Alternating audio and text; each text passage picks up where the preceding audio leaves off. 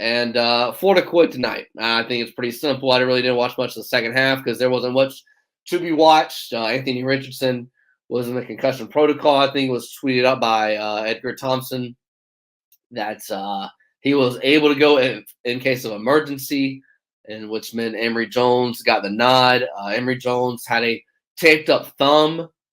He had a cast walking into the stadium. Um, and I don't think it really would have mattered because nobody really showed up to play other than Justin Shorter. The offensive line, there was a couple of guys out. Delance was one of them. Defense didn't have any heart.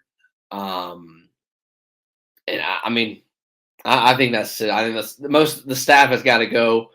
And as I told Terry like 5-10 minutes ago, if you're just joining us, there's too many inconsistencies with this team. The first 4 games, it was okay. Florida's a run team.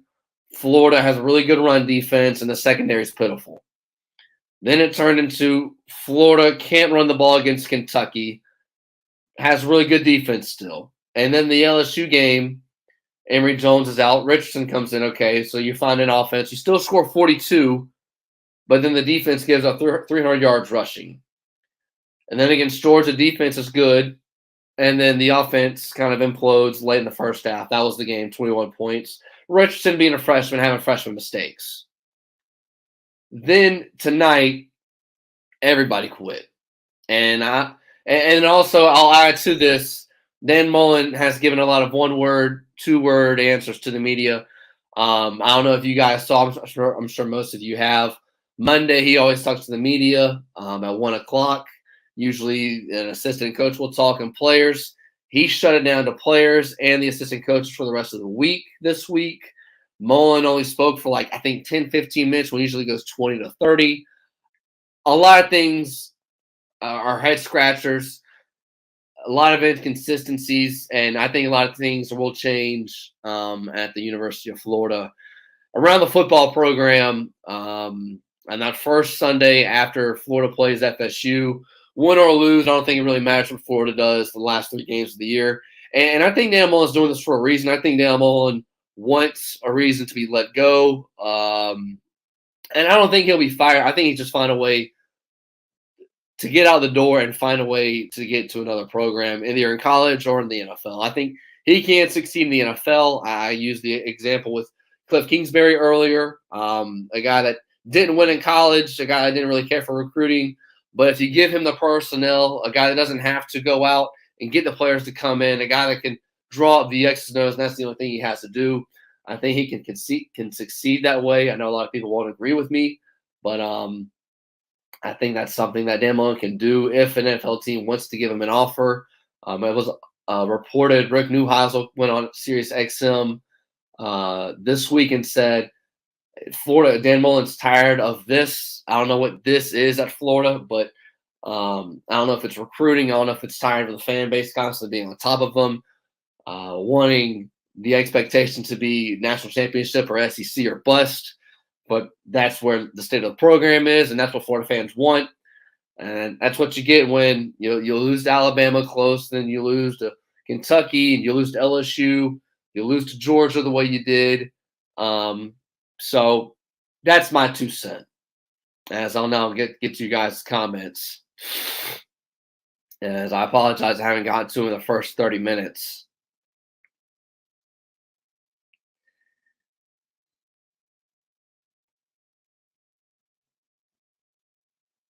So I like this from George. If I can't get Joe Brady, I'd give Frost a chance. Maybe Orgeron as his DC. I like Orgeron on the staff. I don't like Orgeron as the head coach. Orgeron's a great recruiter. Obviously, knows the SEC well. Knows defense real well. Scott Frost, okay, possibly. I would go. This is who I would go with, and this would be my pecking order. I would get Mel Tucker. If I can get Mel Tucker, he would be my number one. He's been on the staff with Nick Saban at Alabama and at LSU. He's been with Kirby Smart at Georgia, so obviously knows the SEC well. Went to Colorado. I think he spent a few years there, maybe 2 to be exact.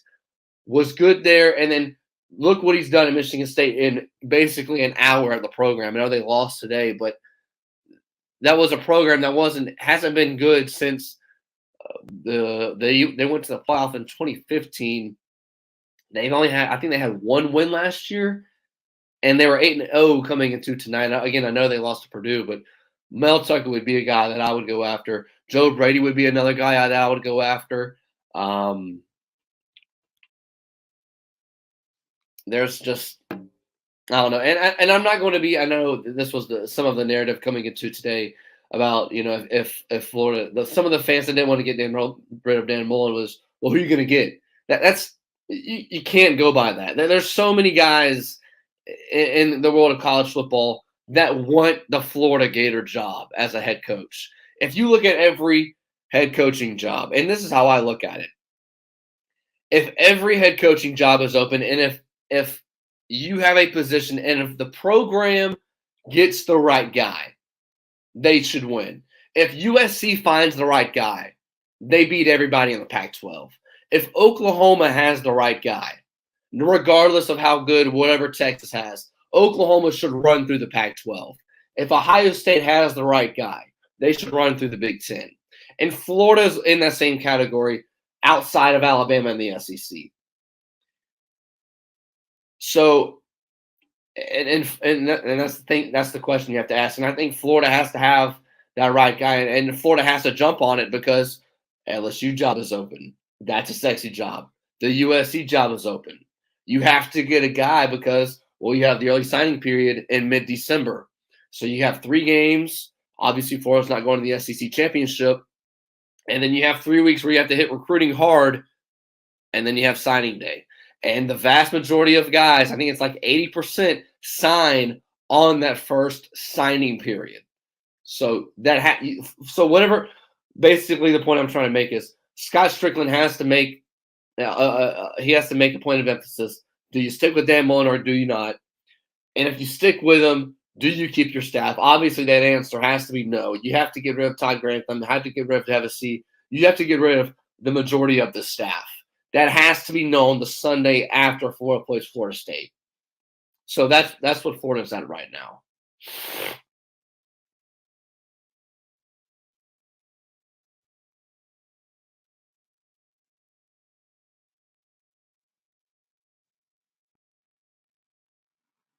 Luke Fickell's another guy. I don't think – this is another thing, too, that Florida fans have to consider. You have to think about fit. Would Luke Fickell fit in the SEC, and would he fit at Florida? Now, he's been at Ohio State, and he's done well at Cincinnati, but I always go back to this. When Florida, the last head coaching vacancy, the last time the job was open, it was Scott Frost was the number 1 guy. Then it was Chip Kelly, and then it was Dan Mullen. Scott Frost, I think, would have done well had he came to Florida. He recruited well at UCF and shopped it up well.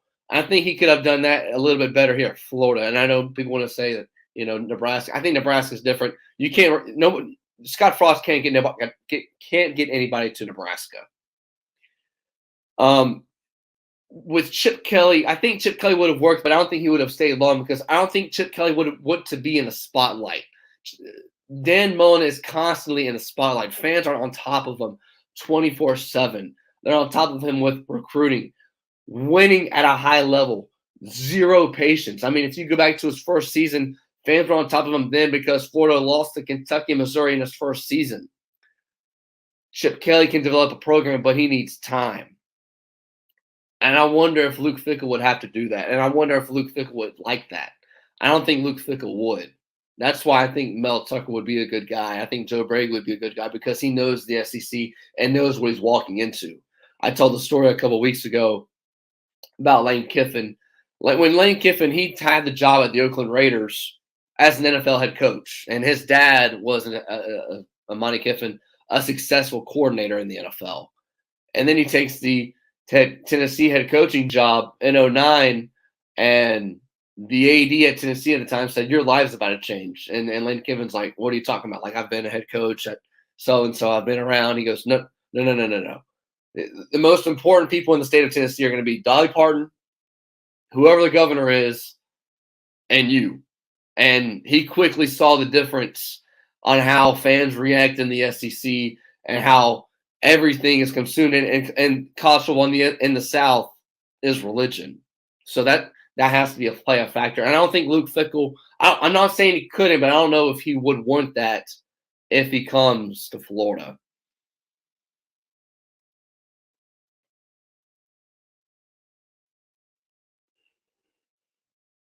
And I'm going through a lot of your comments. And Terry said this. I think Florida, they need a sexy guy. They need someone to look what has worked the last 30 years. Spurrier and Meyer and Dan Mullen too a little bit. Spurrier was well ahead of his time. He was 20 years before ahead of his time, airing it out, didn't care what people thought. Mullen recruited at a high level, had a great staff. Spurrier knew he didn't have a good defense, knew he needed help with the defense, so he got Bob Stoops. Mullen was a great CEO. Mullen had Charlie Strong and Dan Mullen as his coordinators. And Mullen hasn't been able to do that. So who's the next guy? Who can do that?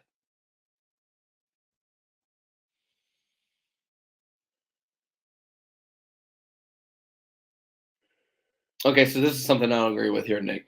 Mullen inherited McElwain's players. Yeah, he didn't inherit McElwain's players. Dan Mullen inherited McElwain's players and made them great.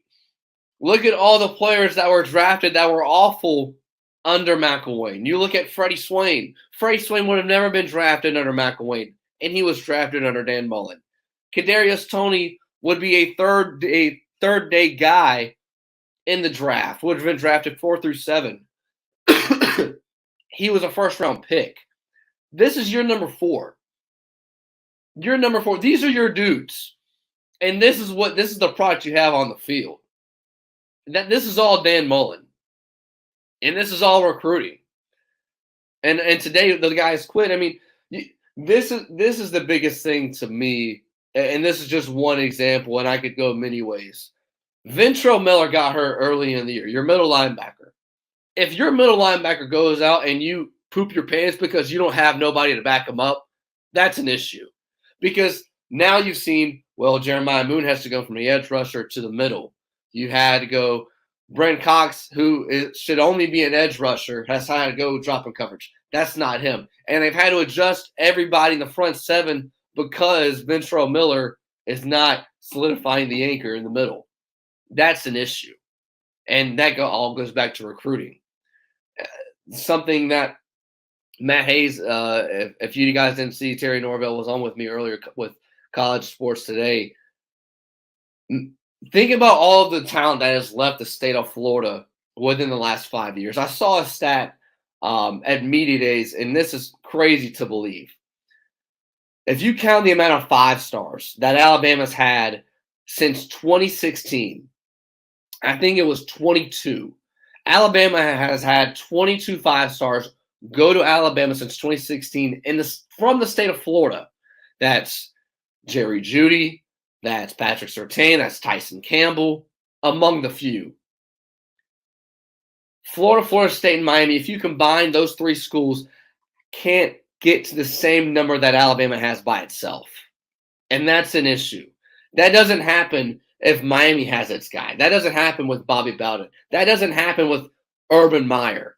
Urban Meyer gets those Bosa brothers. Urban Meyer gets Jerry Jeudy. Urban Meyer gets Sean Wade, the defensive back. He gets Tyreek Johnson from Jacksonville. Carson Beck, who's now at Georgia, does not leave Jacksonville, and he doesn't go to Georgia. Those guys stay in state, and that's where it all begins. Jacksonville has been a hotbed. Jacksonville, the talent, and that's where I'm from, so I'll stay with Jacksonville. The city of Jacksonville, the talent has exploded. And obviously, you've had talent years past. You've had Lito Shepherd. You've had Gus Scott. You've had Tim Tebow, obviously. Ryan Stamper. But the talent has exploded. And then I think another stat that I saw, Florida and Dan Mullen's only had 5 guys of the top 50 in the state. That's an issue. And one of the main reasons, and not to get off topic, one of the main reasons why USC let go of Clay Helton was because all of the talent was leaving the state. Look around. George starting quarterback, well, supposed to be JT Daniels from the state of California. DJU at Clemson from the state of California. There's another Ohio State. Their starting quarterback Stroud is from the state of California. That's an issue. You can't have that. And when you're not relatable to the players, specifically in your state, you have to go, and the next man's got to come in.